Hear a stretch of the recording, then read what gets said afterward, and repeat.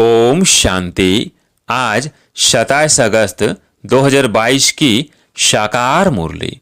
आज बाबा ने कहा, मीठे बच्चे, तुम इस बेहद लीला रूपी नाटक को जानते हो। तुम हो हीरो पाठधारी। तुम्हें बाप ने आकर अभी जागृत किया है। आज का प्रश्न, बाप का फरमान कौन सा है जिसे पालन करने से विकारों की पीड़ा से बच सकते हैं? उत्तर, बाप का फरमान है, पहले 7 रोज भट्ठी में बैठो। तुम बच्चों के पास जब कोई आत्मा 5 विकारों से पीड़ित आती है तो उसे बोलो कि 7 रोज का टाइम चाहिए, कम से कम 7 रोज दो, तो तुम्हें हम समझाए कि 5 विकारों की बीमारी कैसे दूर हो सकती है। जास्ती प्रश्न उत्तर करने वालों को तुम बोल सकते हो कि पहले 7 रोज का कोर्स करो। गीत है ओम नमः शिवाय। ओम शांति। बच्चों ने बाप की महिमा सुनी। यह जो बेहद की लीला रूपी नाटक है, उनकी लीला के आदि मध्य अंत को तुम बच्चे जानते हो। वो लोग समझते हैं कि ईश्वर की माया अपरंपार है। अब तुम्हारी बुद्धि में जागृति आई है और तुम सारी बेहद की लीला को जान चुके हो, परंतु यथार्थ रीति जैसे बाप समझा रहे हैं, ऐसे बच्चे नंबरवार पुरुषार्थ अनुसार ही समझा सकते हैं।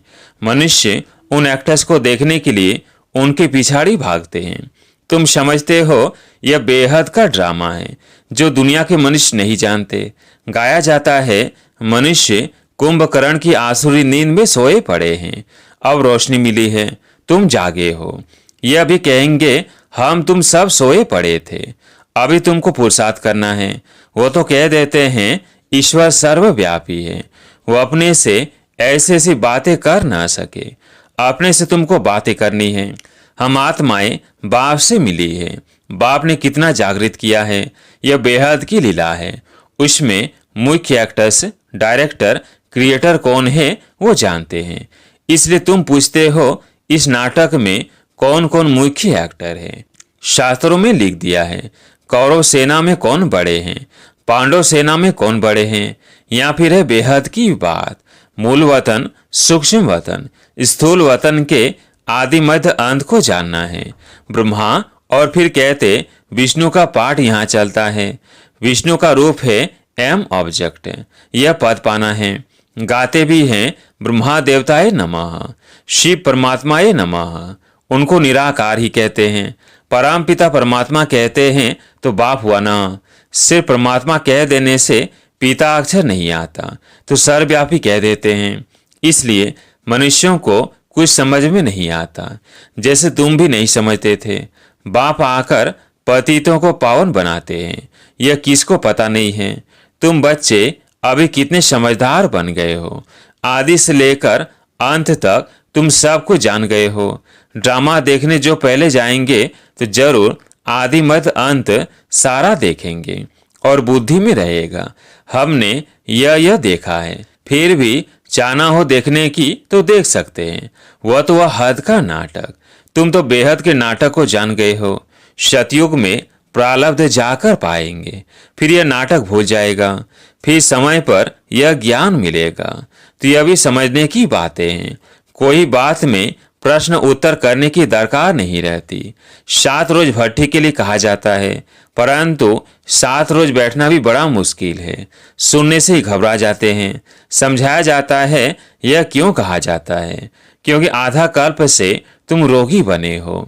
5 विकारों रूपी भूत लगे हुए हैं, अब उनसे तुम पीड़ित हो। तुमको युक्ति बतलाएंगे कि कैसे इस पीड़ा से छूट सकते हो। बाप को याद करना है, जिससे तुम्हारी पीड़ा हमेशा के लिए खत्म हो जाएगी। बाप का फरमान है कि 7 रोज भट्ठी में बैठना है। गीता भागवत का पाठ रखते हैं तो भी 7 रोज बिठाते हैं। यह भट्ठी है, सब तो नहीं बैठ सकते। कोई कहाँ है। आगे चलकर बौद्ध वृद्धि को पाएंगे। ये सब है रुद्र ज्ञान यज्ञ की शाखाएं, जिसे बाप के बहुत नाम रखे हैं। वैसे इस रुद्र ज्ञान यज्ञ के भी बहुत नाम रख दिए हैं। रुद्र कहा जाता है परमपिता परमात्मा को, सो तुम जानते हो।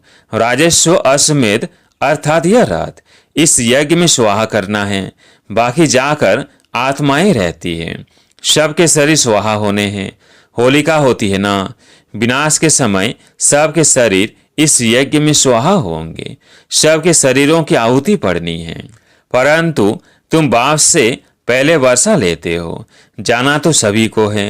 रावण का बहुत बड़ा परिवार है, तुम्हारा है सिर्फ देवी परिवार छोटा। आसुरी परिवार तो कितना बड़ा है, वो कोई देवता बनाने वाले नहीं है। जो और धर्मों में कन्वर्ट हो गए हैं वो निकल आएंगे। परमपिता परमात्मा ब्रह्मा मुख द्वारा मुख वंशावली रचते हैं। बाबा ने समझाया है, पहले हमेशा स्त्री को एडाप्ट करते हैं, फिर रचना रचते हैं। वह तो है कुक वंशावली, ये सारी रचना है मुख वंशावली। तुम उत्तम ठहरे क्योंकि तुम श्रेष्ठचारी बनते हो। तुमको सिर्फ बाप को याद करना है, क्योंकि ब्राह्मणों को बाप के पास ही जाना है। तुम जानते हो, वापिस घर जाकर फिर सतयुग में आकर पाठ बजाना है सुख का। बहुत लोग समझते भी हैं कि फिर भी 7 रोज देते नहीं हैं, तो समझा जाता है ये अपने घराने का अनन्य नहीं है। अनन्य होंगे तो उनको बड़ा अच्छा लगेगा। कई 5 से 8 या 15 दिन भी रह जाते हैं, फिर संग न मिलने कारण गुम हो जाते हैं। विनाश नजदीक आएगा तो सबको यहाँ आना ही है, राजधानी स्थापन होनी है। नंबर वार जैसे कल पहले पुरुषार्थ किया है वो अभी भी करेंगे। तुम्हारी बुद्धि में है हम बाप से वर्षा ले रहे हैं। पुरुषार्थ अनुसार जितना हम याद करेंगे, कर्मातीत बनेंगे, उतना ऊंच पद पाएंगे। पहले पहले सृष्टि सतो प्रधान थी, अब तो तमो प्रधान है। भारत को ही प्राचीन कहते हैं। तुम जानते हो हम शो देवता थे, फिर 84 जन्म पास किए, अब फिर बाप के पास आए हैं वर्षा लेने। बाप आए पावन बनाने, पतित बनाता है रावण। हम बेहद के मुख्य ऑलराउंड पाठधारी हैं। सूर्यवंशी चंद्रवंशी चक्र लगाकर अब सूर्यवंशी से फिर ब्राह्मण वर्ण में आए हैं। ब्राह्मण तो जरूर चाहिए ना, ब्राह्मण है चोटी, ब्राह्मण चोटी रखवाते हैं। देवता धर्म भी बड़ा है, यह तो बुद्धि में है ना। हम बेहद ड्रामा में ऑलराउंड पार्ट बजाने वाले हैं। यह वर्ण भारत के लिए ही गाए गए हैं। अक्सर करके विष्णु को ही दिखाते हैं, उसमें शिव बाबा और ब्राह्मणों की चोटी उड़ा दी है, वो दिखाते नहीं हैं। अभी तुम्हारी बुद्धि में 84 जन्मों का राज बैठा हुआ है। तुम कितने जन्म लेते हो, दूसरे धर्म वाले कितने जन्म लेते हैं। एक जैसे जन्म तो नहीं ले सकते। पीछे आने वालों के जन्म कम हो जाएंगे, पहले पहले आने वालों के ही 84 जन्म कहेंगे। सब थोड़ी सूर्यवंशी में आएंगे, यह भी हिसाब है। इनको डिटेल कहा जाता है, बहुत बच्चे भूल जाते हैं। स्कूल में भी फर्स्ट सेकंड ग्रेड तो रहती है ना। पहली पहली नज़र टीचर की फर्स्ट ग्रेड वालों की तरफ ही जाएगी, तो तुम्हारी बुद्धि में सारी रोशनी है। बाकी एक एक की डिटेल में तो जा नहीं सकते। मुख्य धर्मों का समझाया जाता है, सारे ड्रामा की लीला को बुद्धि में रखते हुए। फिर भी तुम समझते हो कि हमको अब वापिस लौटना है। जब हम कर्मातीत अवस्था को पाएंगे तभी गोल्डन एज के लायक बनेंगे। बाप को याद करने से हमारी आत्मा पवित्र बन जाएगी, फिर चोला भी पवित्र मिलेगी। बाप को याद करते करते हम गोल्डन एज में चले जाएंगे। अपना टेम्परेचर देखना होता है, जितना ऊंच जाएंगे उतना खुशी का पारा चढ़ेगा। नीचे उतरने से खुशी का पारा भी नीचे उतर जाता है। शतो प्रधान से नीचे उतरते उतरते आप बिल्कुल ही तमो प्रधान बन पड़े हो। अब बाप समझा रहे हैं, फिर भी माया घड़ी घड़ी भुला देती है। यह माया से युद्ध, माया के बस बहुत हो जाते हैं। बाप कहते हैं सच्ची दिल पर साहिब राजी होगा। कितनी अबलाएं बाप की याद में सच्ची दिल से रहती है, प्रतिज्ञा की हुई है कि हम विकार में कभी नहीं जाएंगे।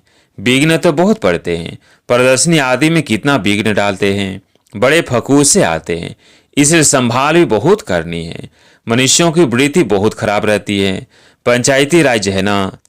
फिर सतयुग में होते हैं 100% religious, righteous, lawful, solvent, deity government. तो तुम बच्चों को बड़ी मेहनत करनी है। चित्र भी बहुत बनते रहते हैं, इतना बड़ा चित्र हो जो मनुष्य दूर से ही पढ़ सके। यह बहुत समझने और समझाने की बात है, जिससे मनुष्य समझे कि बरोबर हम स्वर्गवासी थे, अब नरकवासी बने हैं। फिर पावन बनना है। ड्रामा का राज भी समझाना है। यह चक्र कैसे फिरता है, कितना समय लगता है। हम ही विश्व के मालिक थे, आज तो एकदम कंगाल बन पड़े हैं। रात दिन का फर्क है। यह भी अपने विकर्मों का फल है जो भोगना पड़ता है। अब बाप कर्मातीत अवस्था बनाने आए हैं। भारत क्या था, अब क्या है। अब इस युद्ध में सारी दुनिया स्वाहा होनी है। यह भी तुम बच्चे जानते हो। बाप कहते हैं खूब पुरुषार्थ कर महाराजा महारानी बनकर दिखाओ। चित्रों पर बहुत अच्छी रीति समझाना है। बुद्धि में यही याद रहे कि हम कितना ऊंच थे, फिर कितना नीचे गिरे हैं। गिरे हुए तो बहुत तुम्हारे पास आएंगे। गणिकाओं अहिल्याओं को भी उठाना है। उन्हों को जब तुम उठाओ तभी तुम्हारा नाम वाला होगा। अब तक किसकी बुद्धि में बैठता नहीं है। दिल्ली से आवाज निकलना चाहिए, वहां झट नाम होगा, परंतु अजून देरी दिखाई देती है। अबलाओं गणिकाओं को बाप कितना ऊंच आकर उठाते हैं। तुम ऐसे ऐसे का जब उद्धार करेंगे तब नाम वाला होगा। बाबा कहते हैं ना, अभी तक आत्मा अर्जुन रजो तक आई है, अभी शतो तक आना है। बाबा तो कहते हैं कुछ करके दिखाओ। तुम बच्चों को तो बहुत सर्विस करनी है, परंतु चलते चलते कोई न कोई ग्रहचारी बैठ जाती है। कमाई में ग्रहचारी होती है ना, माया बिल्ली बेहोश कर देती है। गुलब कावली का खेल है ना। बच्चे तो खुद समझ सकते हैं कि बाप दादा के दिल पर कौन चढ़ सकते हैं। संशय की कोई बात नहीं। कई प्रश्न पूछते हैं, यह कैसे हो सकता है। अरे तुम साक्षी होकर देखो। ड्रामा में जो नूंद है सो पार चलना है। ड्रामा के पट्टे से गिर पड़ते हैं। जिनको समझ में आता है वो नहीं गिरते हैं। तुम क्यों गिरते हो। ड्रामा में जो नूंद है वही होता है ना। भारत में हजारों को साक्षात्कार होता है। यह क्या है, इतनी आत्माएं निकल कर आती है क्या। यह सब ड्रामा का खेल समझने का है। इसमें संशय की बात नहीं हो सकती। कितने संशय में आकर पढ़ाई छोड़ देते हैं, अपना ही खाना खराब करते हैं। कोई भी हालत में संशय बुद्धि नहीं बनना है। बाप को पहचाना, फिर बाप में संशय आ सकता है क्या। बच्चे जानते हैं हम पतित पावन बाप के पास जाते हैं पावन बनकर। तो गाया हुआ है पतित पावन को आना है और पतितों को पावन बनाना है। जो बनेंगे वही पवित्र दुनिया में चलेंगे और अमर बनेंगे। बाकी जो पवित्र नहीं बनेंगे वो अमर नहीं होंगे। तुम अमर दुनिया के मालिक बनते हो। बाप कितना ऊंच वर्षा देते हैं। पवित्र ऐसा बनते हैं जो फिर 21 जन्म पवित्र रहते हैं। सन्यासी तो फिर भी विकास से जन्म लेते हैं। अमरपुरी के लायक नहीं बनते हैं, अमरपुरी का लायक बाबा बनाते हैं। यह अमर कथा पार्वतियों को अमरनाथ बाबा शिव भी सुना रहे हैं। बच्चे आए हैं बेहद बाबा के पास। वर्षा तो लेना ही है ना। यहाँ सागर के पास आते ही हो रिफ्रेश होने के लिए, फिर जाकर आप समान बनाना है। तो बच्चों का भी यही धंधा हुआ। अच्छा, मीठे मीठे सिकिल्धे बच्चों प्रति माता पिता बाप दादा का याद प्यार और गुड मॉर्निंग। रूहानी बाप की रूहानी बच्चों को नमस्ते। हम रूहानी बच्चों की रूहानी बाप दादा को याद प्यार गुड मॉर्निंग नमस्ते नमस्ते। धारणा के लिए मुख्य सार। पहला पॉइंट, किसी बात में संशय नहीं उठाना है। ड्रामा को साक्षी हो देखना है। कभी भी अपना रजिस्टर खराब नहीं करना है। दूसरा पॉइंट, कर्मातीत अवस्था तक पहुंचने के लिए याद में रहने का पूरा पुरुषार्थ करना है। सच्चे दिल से बाप को याद करना है। अपनी स्थिति का टेम्परेचर अपने आप देखना है। आज प्यारे मीठे बाबा का वरदान, संतुष्टता के खजाने द्वारा हद की इच्छाओं को समाप्त करने वाले सदा संतुष्ट मणि भव। संतुष्टता के खजाने द्वारा हद की इच्छाओं को समाप्त करने वाले सदा संतुष्ट मणि भव। जिनके पास संतुष्टता का खजाना है उनके पास सब कुछ है। जो थोड़े में संतुष्ट रहते हैं उन्हें सर्व प्राप्तियों की अनुभूति होती है, और जिसके पास संतुष्टता नहीं तो सब कुछ होते भी कुछ नहीं है, क्योंकि असंतुष्ट आत्मा सदा इच्छाओं के बस होती है। उसकी एक इच्छा पूरी होगी तो 10 इच्छाएं उत्पन्न हो जाएगी। इसलिए हद की इच्छा मात्रम अविद्या, तब कहेंगे संतुष्ट मणि। आज का स्लोगन, स्मृति का स्विच सदा ऑन रहे तो मूड ऑफ हो नहीं सकती। स्मृति का स्विच सदा ऑन रहे तो मूड ऑफ हो नहीं सकती। अच्छा, ओम शांति।